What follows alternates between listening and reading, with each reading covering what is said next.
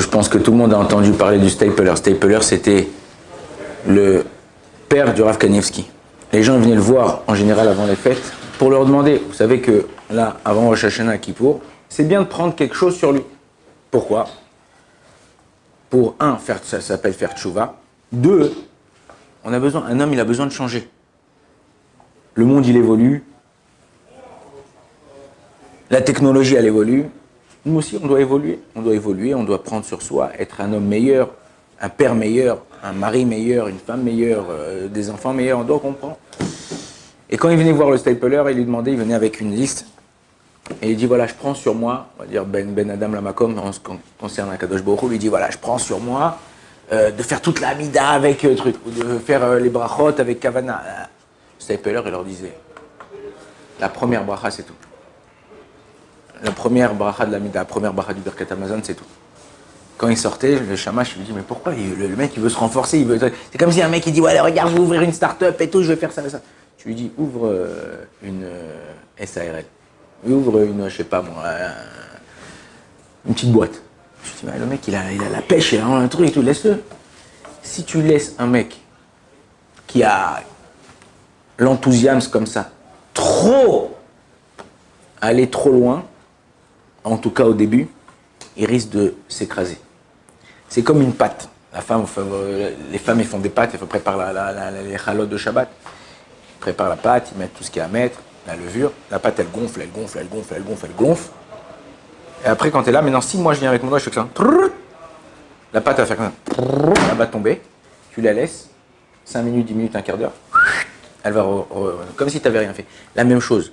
Quand tu fais les choses par coup de tête, tu n'as pas réfléchi avant. Est-ce que tu vas capable? Regarde, je vous donne un exemple facile. Tu as dit, voilà, attends, c'est bientôt les vacances. Muscu, je vais faire les pectos, la tablette de chocolat. Ou si une femme a dit, ouais, bon, tu sais quoi, à partir de maintenant, un régime.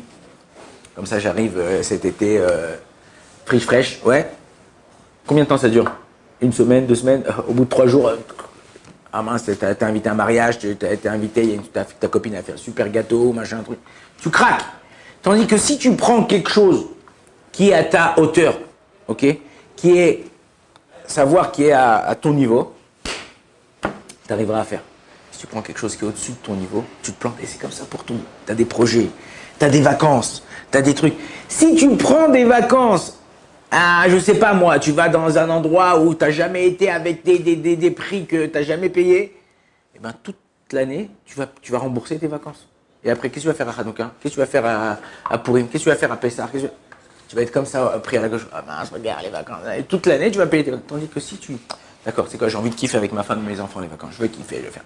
Fais un truc où tu sais que jusqu'à Hanouka, tu as remboursé. Comme ça, à Hanouka, tu veux partir, tu veux reprendre un petit prêt, tu vis, tu as de l'oxygène. Mais si tu prends et tu t'étouffes, c'est la même chose dans tout, dans la tchouva, dans les trucs.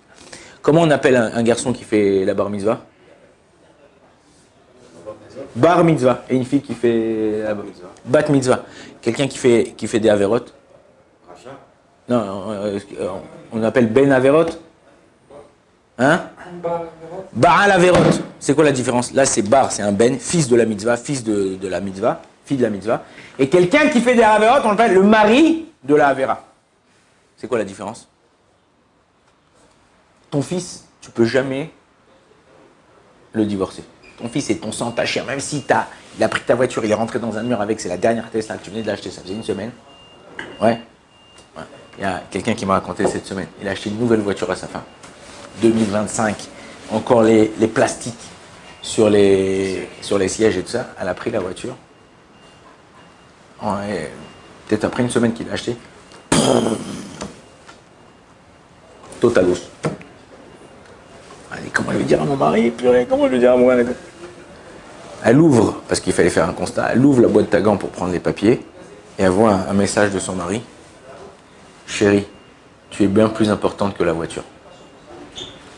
Et là, il faut. C'est vrai que ça fait de la peine, tu as investi de ça, mais quand tu fais quelque chose, c'est-à-dire qu'il faut prendre des proportions, qu'est-ce qui est important dans la vie, qu'est-ce qui n'est pas important dans la vie. C'est normal de s'inquiéter, c'est normal d'avoir des angoisses, c'est normal d'avoir des choses.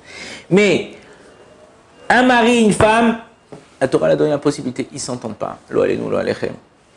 On peut divorcer. Un enfant, même si tu t'entends pas avec ton fils, il te fait les pires galères. Il te fait voir le soleil en plein jour, en pleine nuit. Ouais, ou la nuit en plein jour. Ouais. C'est ton fils, tu veux pas. Tu seras obligé d'aller, truc, machin, ta.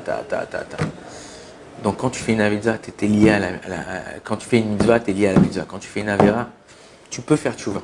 La tchouva, elle existe. C'est pour ça que Baal Avera, tu peux les garesh ta Avera, tu peux te divorcer de l'Avera, tu peux la quitter et devenir un Baal Tchouva. Tu veux dire, ah ben la Tchouva aussi, Baal. Je peux aussi, d'accord. On n'est jamais sûr de soi. C'est pour ça que la Gemara nous dit, jusqu'à 120 ans, ne sois pas sûr de toi. Tu peux à chaque fois perdre ta Tchouva ou perdre les choses bonnes ou mauvaises que tu as fait. Donc à nous de jouer. Ça va t'acheter. Ne vous inquiétez pas, pensez, relativisez, essayez de voir quelle petite chose peut tenir à long terme, pas comme un régime. Ok, on dit, je mange plus, à partir de maintenant, je mange plus le soir. Et puis après 2 soirs, il en peut plus, le mec, il explose.